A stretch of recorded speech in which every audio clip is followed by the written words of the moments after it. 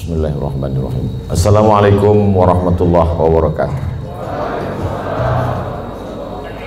Alhamdulillah wassalatu wassalamu ala Rasulillah wa ala alihi wa sahbihi wa man tabi'ahu wa mawalah.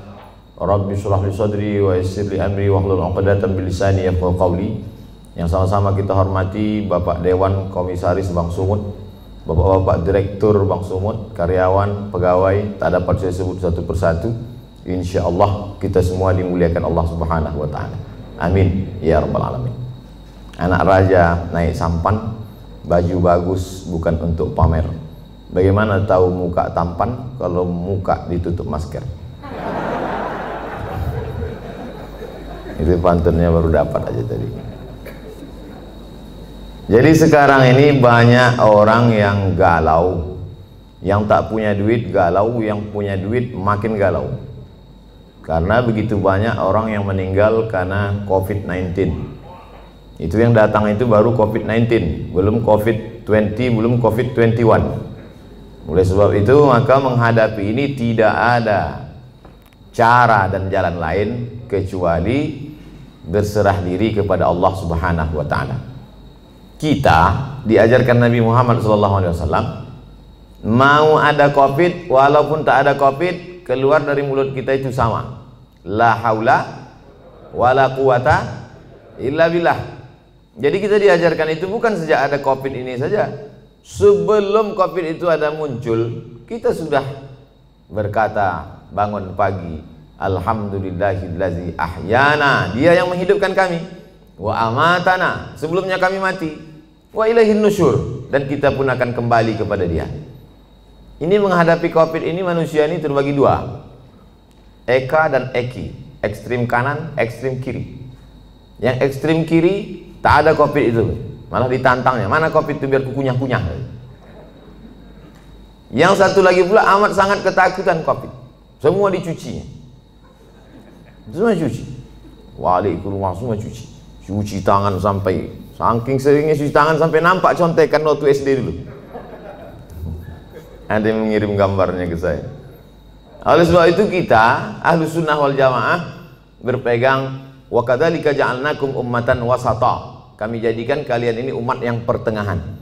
Tidak terlalu berani kepada COVID karena dia memang penyakit, dia virus, benda itu memang ada. Virus ini ada dari dulu. Virus flu, influenza, sampai sekarang belum hilang. Maka banyak orang kena influenza. Virus, penyakit, kuman, malaria, sampai sekarang masih ada. Jadi yang namanya virus, kuman, bakteri, penyakit itu ada. Ada yang mati, ada yang tak mati. Jadi kemarin kebetulan saya ceramah di rumah sakit, ketemu sama dokter. Kata Pak Dokter, Ustadz Somad, itu sebetulnya kalau kita cuci tangan itu membunuh bakteri.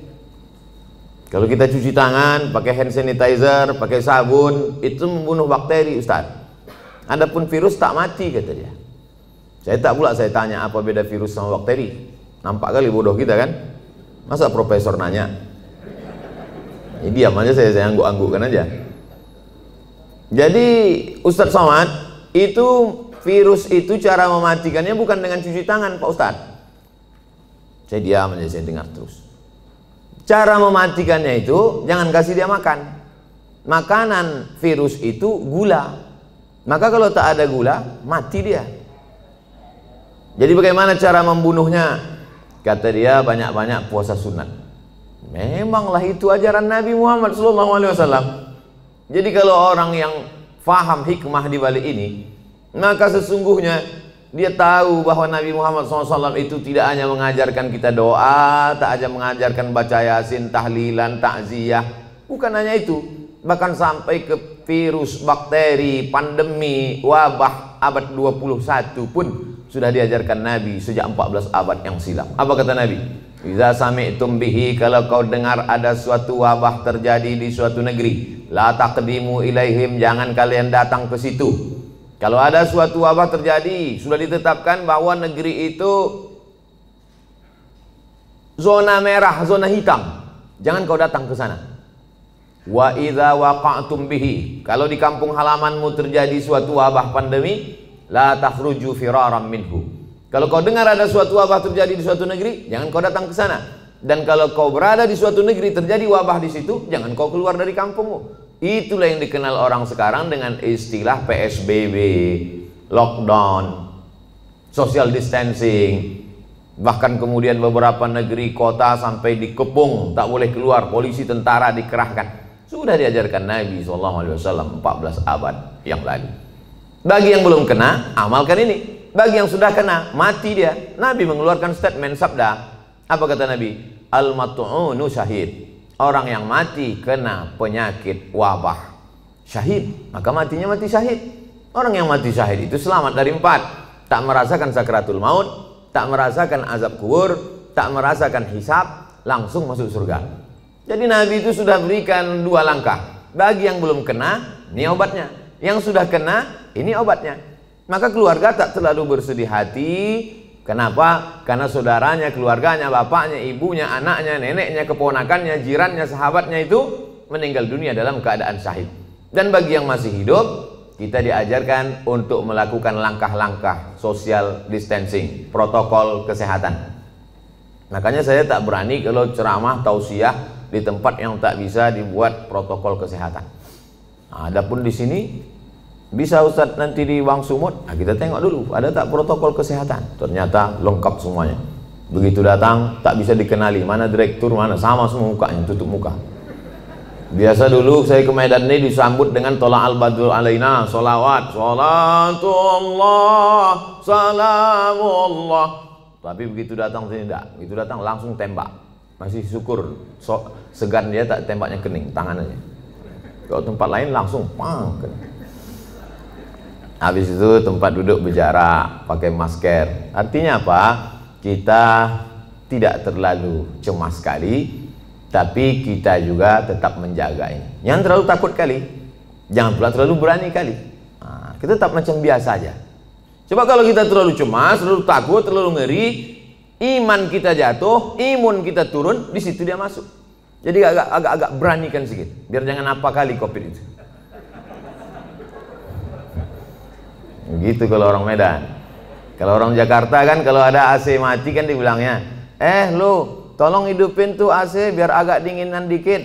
Kalau orang Medan enggak, Pak, tolong kau hidupkan apa itu biar jangan apa kali.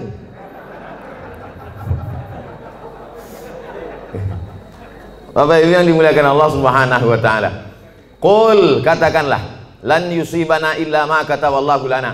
Tidak ada yang menimpa kita kecuali sudah ditetapkan Allah Ta'ala untuk kita. Itulah rukun iman yang ke-6. Percaya kepada Allah, percaya kepada malaikat, percaya kepada kitab, percaya kepada Rasul, percaya kepada hari kiamat, percaya kepada takdir baik dan takdir buruk. Akhbirni anil iman. Apa itu iman, wahai Muhammad sallallahu alaihi wasallam?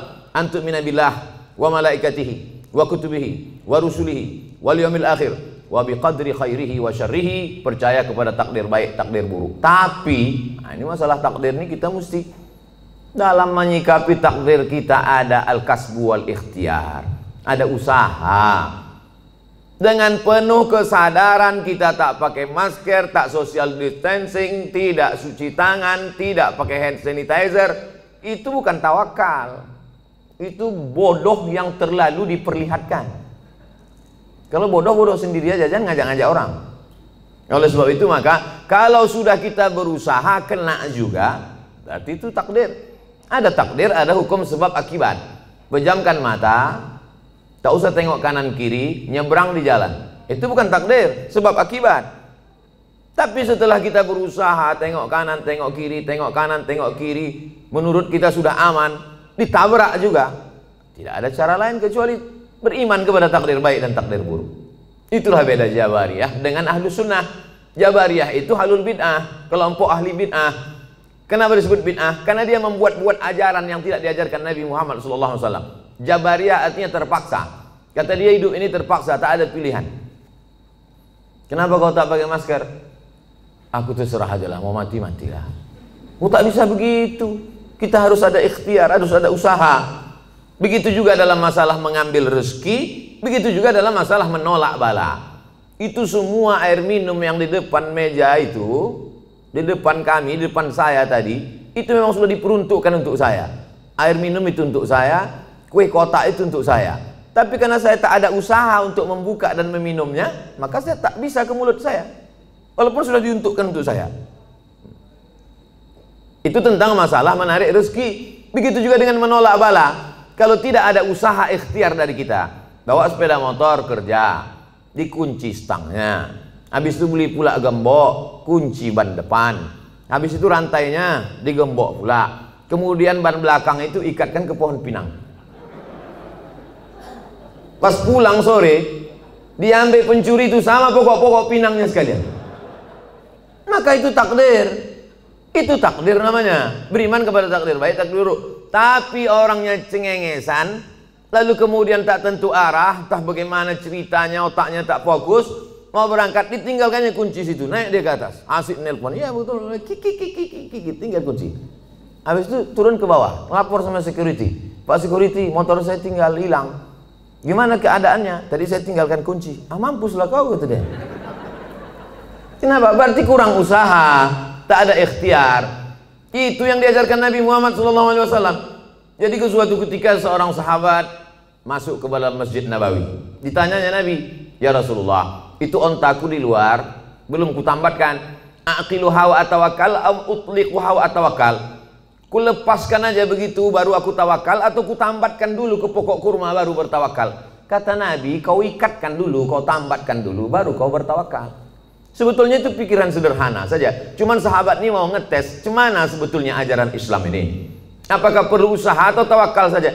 Kata Nabi, kau tambatkan dulu, kau ikatkan dulu, kau yakinkan dulu dia tak lari. Setelah itu barulah kau tawakal kepada Allah. Begitu dalam masalah mencari rezeki, begitu juga dalam masalah menolak bala.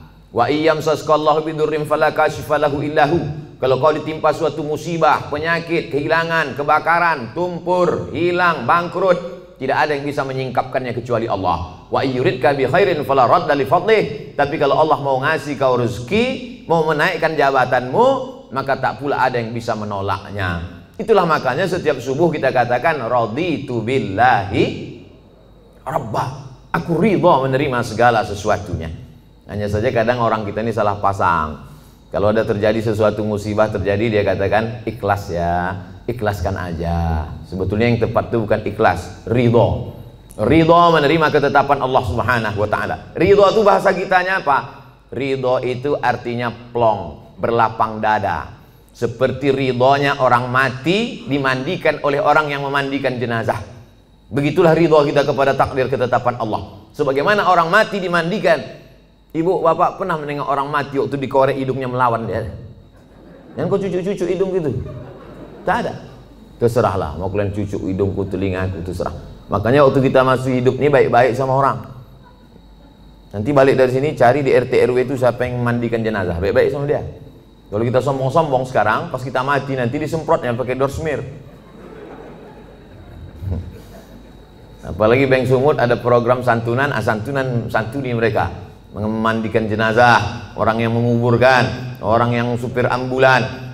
Kalau mati kita, supir ambulan tuh baik sama kita, pelan-pelan dibuatnya, lari-lari 20. Coba kalau kita sombong angkuh, dibuatnya 120, antuk kepala kau di belakang.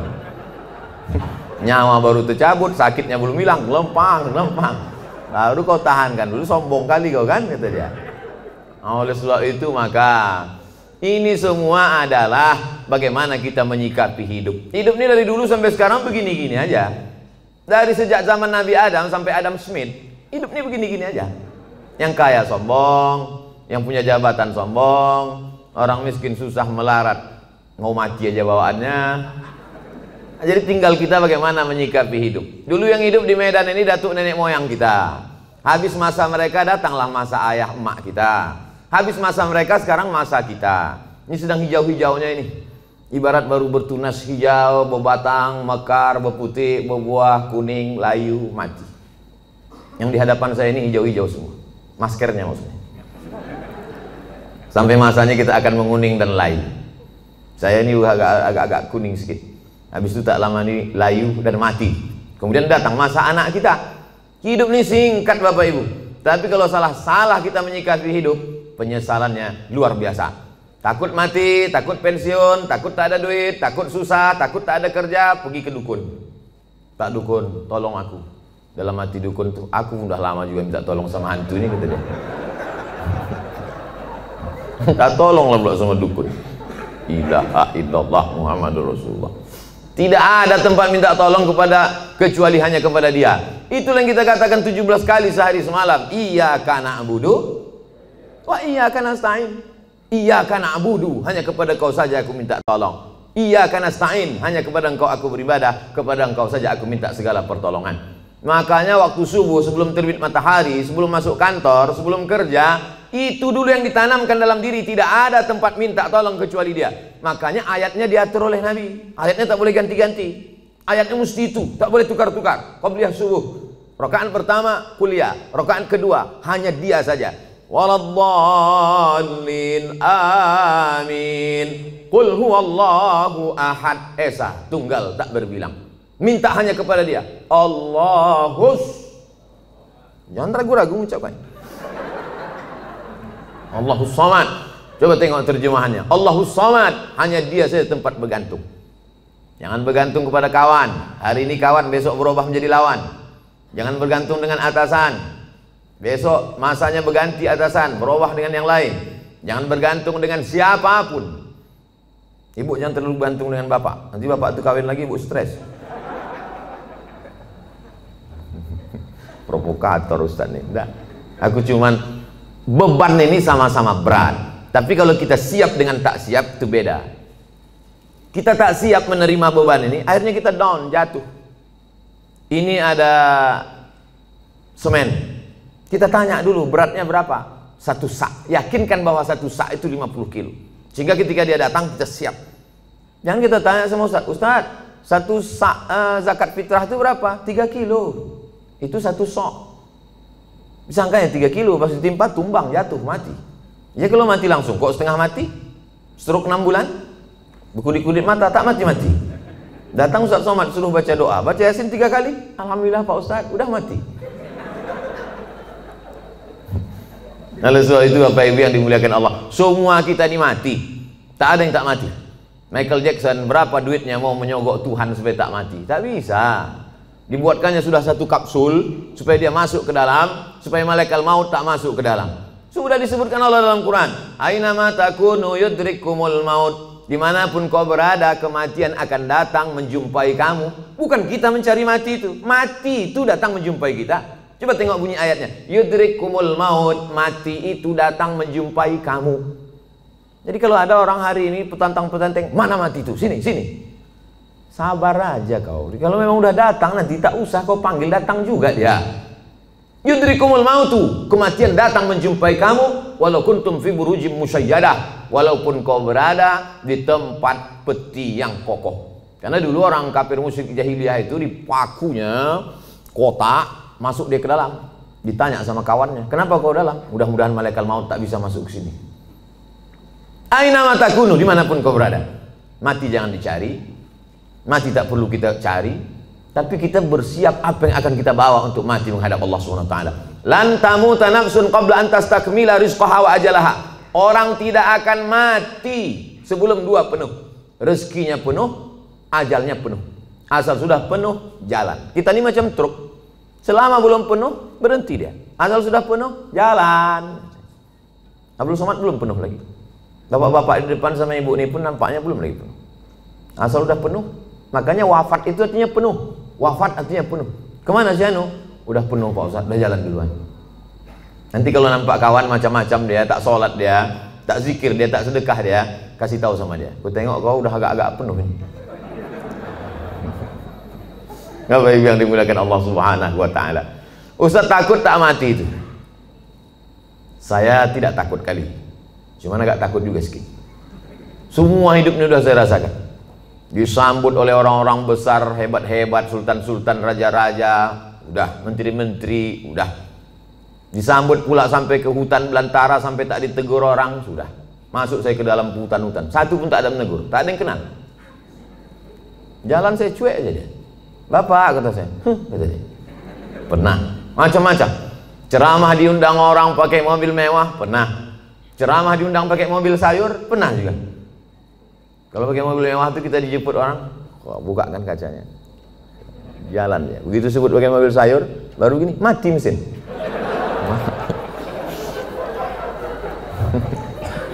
Macam-macam hidupnya sudah. Dikurung orang dalam kamar, dicabutkannya pedang panah. Mana itu Abdul Somad, anti kebinekaan, mau kubunuh dia, mana katanya. Garangnya luar biasa. 3 bulan sesudah itu dikirimkan video, dikerangkeng dalam penjara. Mampus kau kata saya. Tapi nggak kuat-kuat kali dalam hati aja. Macam-macam hidupnya sudah. Titel sudah, LC sudah, MA sudah, doktor sudah, profesor sudah. Tinggal satu lagi, almarhum.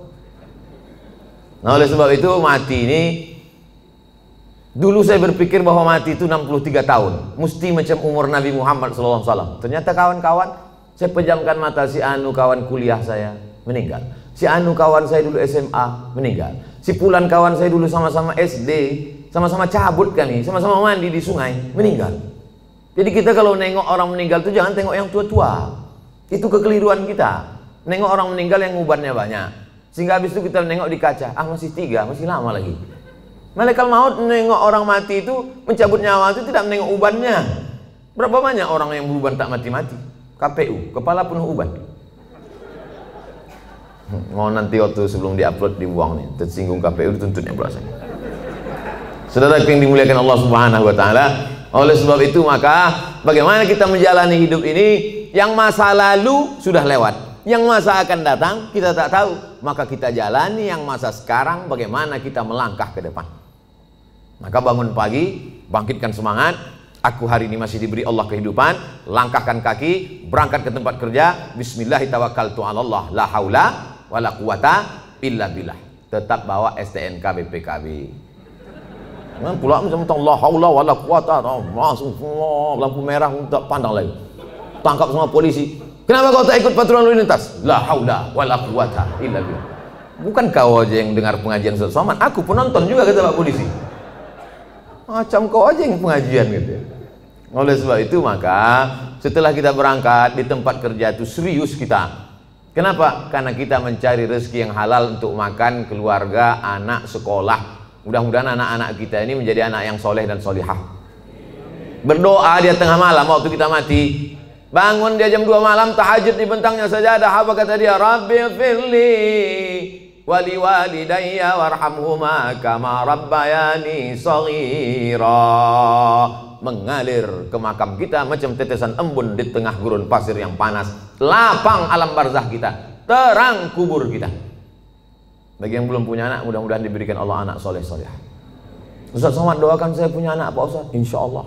Berapa umur kau sudah? 40. Kenapa kau belum punya anak? Belum nikah Pak Ustaz. Ilaha illallah. Oleh sebab itu ada usaha dan ikhtiar. Anak-anak itu masukkan dia ke TK Quran, SD Quran, TK Quran, insya Allah. Masukkan dia ke TK Quran. Anak saya masuk TK Quran, tamat TK Quran, hafal juz 30. Coba baca, udah sampai mana tadi yang di sekolah tadi diajarkan ibu guru?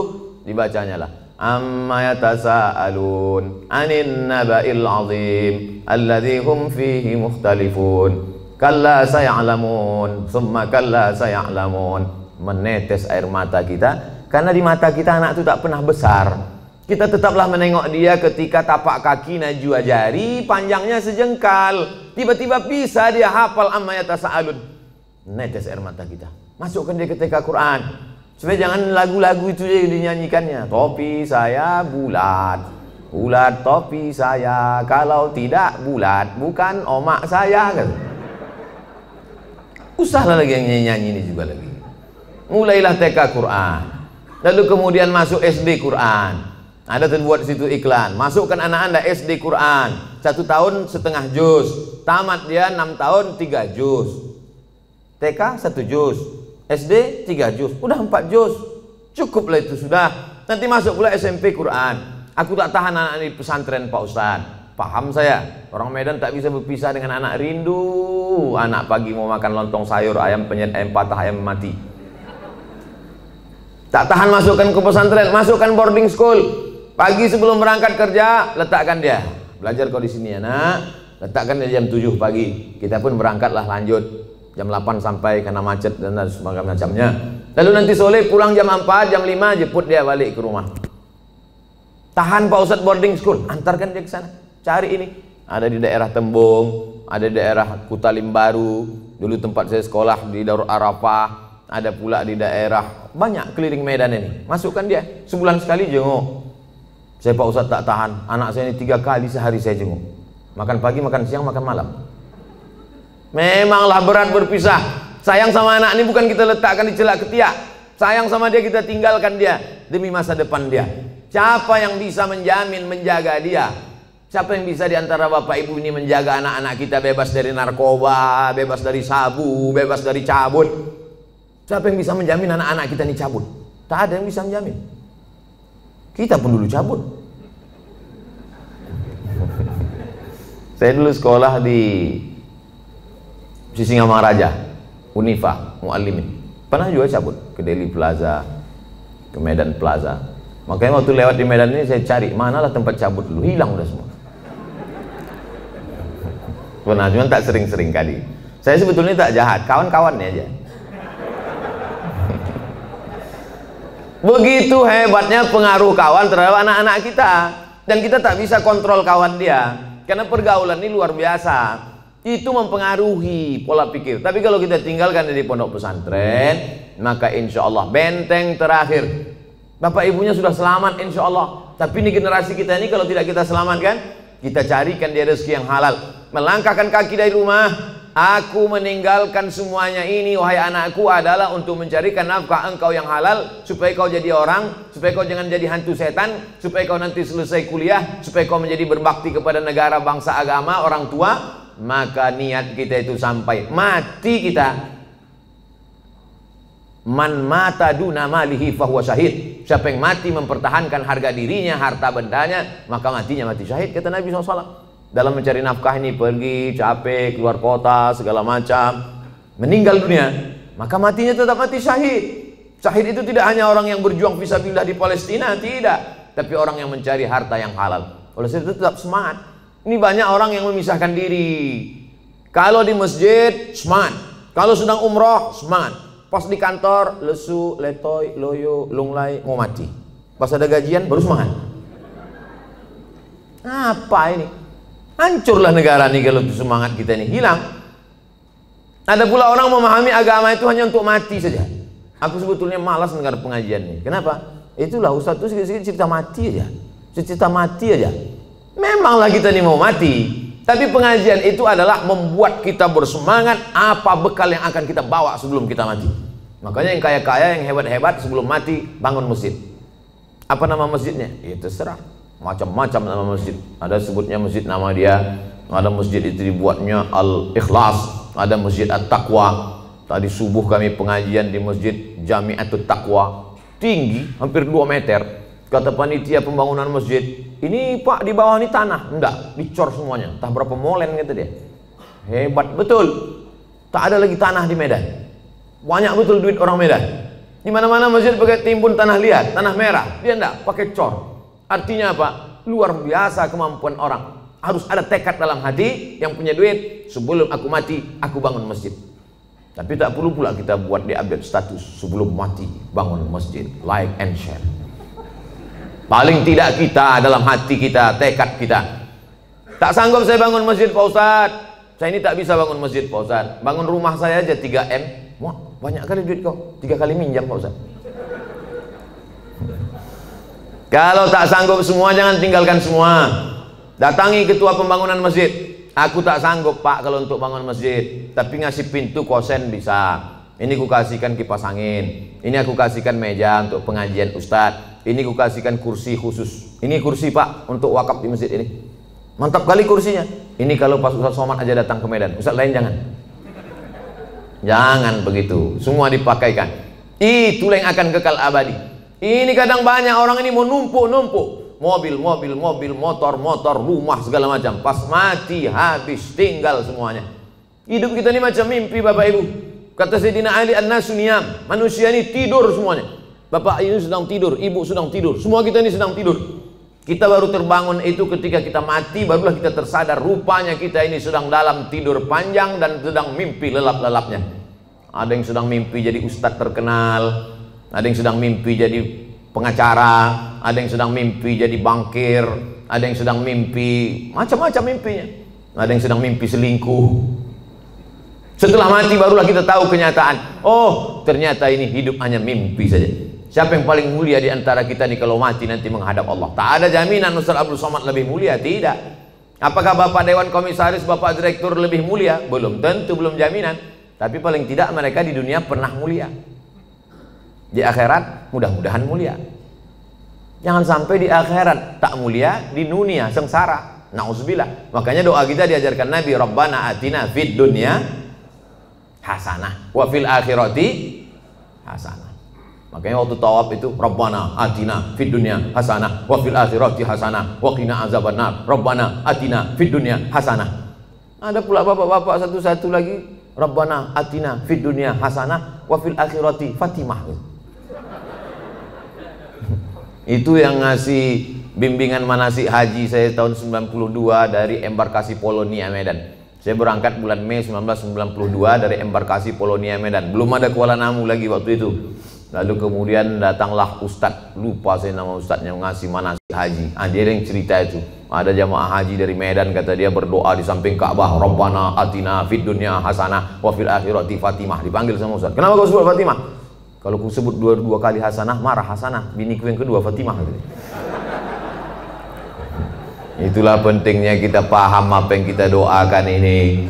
Artinya semangat saja tak cukup. Kita mesti berdoa kepada Allah Subhanahu wa taala. Allah itu suka kita meminta, kata Nabi, sisa'ana alih. Walaupun ketika selapmu, sendalmu putus. Pas mau masuk masjid, pakai sendal, putus dia, berdoa, ya Allah, putus sendalku ya Allah. Allah suka kali menengok kita mengadu kepada Allah. Minta sama Allah, meleleh air mata kita kepada Allah. Ini banyak sekarang orang tak mau lagi berdoa, sombong. Assalamualaikum warahmatullahi wabarakatuh. Assalamualaikum warahmatullahi wabarakatuh. Assalamualaikum warahmatullahi wabarakatuh. Langsung buka HP. Tengok dari belakang macam kusuk berdoa. Pas depan Romi megang handphone. Kok kenapa tak berdoa? Alah, yang lama aja belum kabul, ngapain tambah lagi? Ini orang, astagfirullahaladzim. Oleh sebab itu saya tetap berdoa. Sebelum berangkat tadi kemari berwuduk dulu. Bukan mau sholat, enggak. Sholat sudah jamak, tadi jamak takdim. Zuhur dengan asar, ditarik asar ke zuhur. Tapi saya akan menghadapi hamba-hamba Allah. Ya Allah, yang mau ku hadapi ini nanti hamba-hamba Allah semua. Yang saya hadapi ini hamba Allah kan? Ada juga hamba setan sekarang. Menyembah Nyi Blorong, Nyi Loro Kidul, menyembah hantu tuyul, menyembah begu ganjang. Yang kita sembah ini Allah. Ya Allah, yang mau ku hadapi ini hamba Engkau ya Allah. Bajunya aja macam-macam. Ada bajunya komisaris, ada bajunya direktur, ada bajunya security, ada bajunya pegawai, ada bajunya office boy, ada bajunya karyawan. Bajunya aja beda, isinya sama. Semua ini isinya sama. Kalau dibelah keluar urat, keluar darah. Ada di antara nih kita nih kalau dibelah keluar kabel. Nah, ada.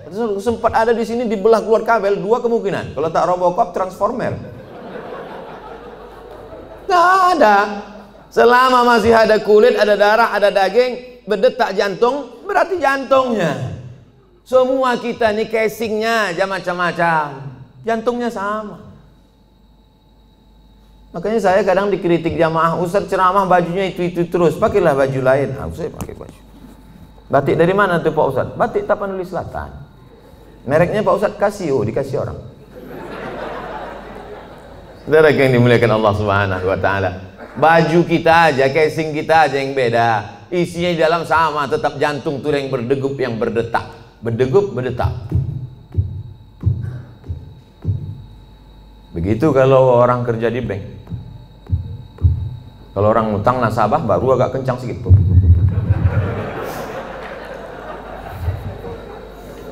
Ini kan yang di depan saya ini banyak-banyak semua duitnya. Tadi pagi, tadi malam kami makan sama Ustaz Somad, orang yang paling banyak duit di Sumatera Utara. Inilah dia. Semua duit orang Sumatera Utara dia megang. Masya Allah. Tapi duit orang. Apa yang dimuliakan Allah Subhanahu wa taala. Oleh sebab itu maka berpikir kita, apa yang nanti ku bawa setelah aku mati ini. Tadi saya SMS ada salah seorang penulis di Jakarta. Tolong Bapak tuliskan sejarah hidup saya. Aku tak sempat menulis. Baru sebentar menulis 2-3 kata datang telepon. Ustaz bisa tausiah, baru menulis tak fokus. Tolong kau tuliskan sejarah hidupku. Kalau bisa yang inspiratif supaya nanti ketika aku mati anak cucuku membaca semangat dia menjalani hidup. Mudah-mudahan itu menjadi amal soleh. Siap Pak Ustadz, kami tulis. Nanti kalau udah siap kita adakan bedah buku di Islamic Book Fair di Jakarta. Jangan lupa subscribe, like, and share. Saudaraku yang dimuliakan Allah Subhanahu wa taala. Jadi apa yang bisa kita tinggalkan setelah kematian? Kami tadi pagi melewati Old Town, kota tua. Wah, bagaimana Medan tahun 1800, 120 tahun yang lalu. Ini gedung ini kota tua ini. 100 tahun yang lalu disitulah orang-orang kaya, disitulah datuk-datuk, disitulah sultan-sultan, disitulah Belanda-Belanda, disitulah orang-orang hebat. Hari ini hanya tinggal sarang laba-laba, rumah tinggal, rumah tua. 100 tahun yang lalu. Begitu juga dengan 100 tahun yang akan datang. Kalau tak kiamat dunia ini, kita hanya tinggal kenangan saja. Yang kaya sekarang akan mati, yang hebat punya jabatan akan menghadap Allah Subhanahu wa taala. Oleh sebab itu, yang pertama, bangkitkan semangat kerja. Anak-anak kita didik, dia pula akan mendidik anak dia akan mendidik cucu cicit dia. Maka kita mati, mereka tetap mengirimkan doa kepada kita. Kalau kita ajarkan doa, doa dikirimnya. Kita ajarkan lagu, lagu lah dikirimnya. Meninggal kita, tak pernah kita ajarkan doa. Datanglah dia dengan anaknya, dengan istrinya, dengan menantu kita, semuanya pakai baju hitam semuanya. Baju hitam, celana hitam, kerudung hitam, topi hitam, kacamata hitam. Dibuatnya tulisan, kunjungan Men in Black. Tapi kalau kita ajarkan dia Bismillahirrahmanirrahim, Yasin wal Qur'anil Hakim, innaka laminal mursalin ala siratim mustaqim, tanzilal azizir rahim, iqra'uha ala mautakum. Kalau kamu ziarah, bacakan itu, ziarah kubur. Payah Pak Ustadz, bawa Yasin nih payah. Kan ada Play Store. Tulislah di situ Quran digital. Enter. Sekarang jangan. Tak ada signal sekarang. Ada Play Store, download Quran digital. Buka surat 36 Yasin, baca. Malam Jumat buka surat yang ke-18, 17 Al-Kahfi, baca Al-Isra Al-Kahfi. Al-Kahfi, man qara'a surat Al-Kahfi. Paksa-paksakan diri. Kalau menunggu lapang, menunggu luang, tak akan ada waktu lapang, tak akan ada waktu luang. Nantilah Pak Ustadz, udah agak-agak besar anak sedikit, nanti waktu lapang luang baru saya baca Quran. Tak ada. Sempat-sempatkan diri dari sekarang. Ibu-ibu alhamdulillah menyempatkan diri pengajian. Di wirid Yasin di daerah perumahan, di daerah ikut. Pengajian-pengajian di kantor ikut. Kau tak ngaji? Nantilah udah anak-anak besar. Anak besar makin sibuk. Kau tak ngaji? Nantilah anak nikah. Anak nikah makin sibuk bercucu. Ibu ini kenapa tak datang lagi? Jaga cucunya Pak Ustadz. Padahal kalau kita mati bukan mau cucu itu ikut. Pernah Bapak Ibu nengok orang meninggal cucunya ikut? Gak ada, paling nangis saja di atas. Nenek, gitu. Mau kau masuk? Enggak. Bukan saya mau hasut Bapak Ibu tak sayang sama anak cucu. Silakan sayang, tapi pikirkan kita. Sayang sama dia, masukkan dia pesantren. Sayang sama dia, ajarkan dia baca Quran. Sayang sama dia, suruh dia menghafal Yasin. Yang paling bagus baca Yasin. Kalau tak bisa baca Yasin, baca di bawah Yasin Al-Fatihah, Qul huwallah 11 kali, Qul a'udzu falaq sekali, Qul a'udzu nas sekali. Ziarah kubur. Kemarin saya ziarah ke makam abang saya Pak Ustadz. Cemana Bapak? Lalangnya setinggi tegak Pak Ustadz. Dulu bukan main dia sayang sama anak-anak itu Pak Ustadz. Setinggi tegak lalangnya Pak Ustadz. Itu menunjukkan mereka tak pernah ziarah. Kalau mereka datang, apalah salahnya, apalah susahnya kalau mereka bawakan mesin potong rumput. Padahal dulu waktu hidup almarhum itu dikasihnya rumah, dikasihnya mobil, dikasihnya kebun. Setelah dia meninggal, mesin potong rumput pun tak terbawakan orang itu Pak Ustaz. Jadi Bapak kemarin ziarah ke abang apa Bapak itu segitu tinggi lalang? Iya Pak Ustaz. Berarti selama ini Bapak tak ziarah juga? Saudara kandung pun tak ingat, anak kandung pun tak ingat. Ustaz Somad masih ingat ziarah? Ya, kami jalan darat dari Pekanbaru. Saya sempatkan sampai pula di kisaran jam 10, jam 11 malam. Tetap saya ziarah jam 12 malam.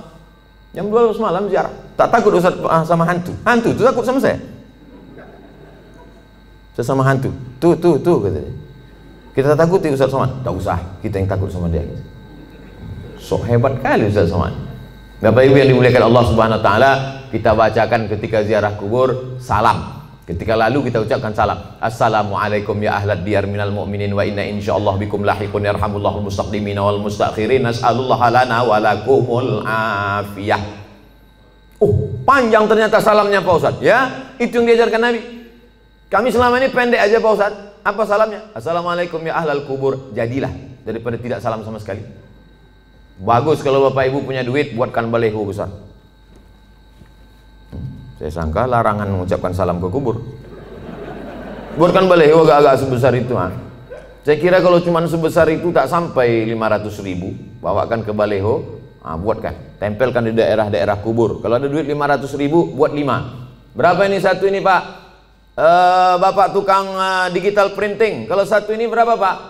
150.000. Ini untuk salam untuk orang kubur. Nanti Bapak kalau mati dapat syafaatnya juga. 100.000, ambillah. Takut ya.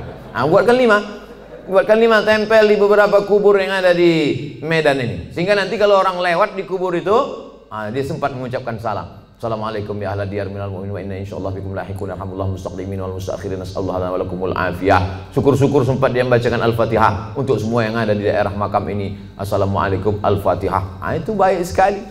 Simple amal kita, tapi bermanfaat. Ini saya tengok baleho besar-besar. Tak ada manfaatnya. Buat baleho besar. Kalaupun mau dibuat tambahan di bawah, boleh. Jangan lupa coblos nomor sekian. Berpikir simple tapi bermanfaat untuk orang banyak.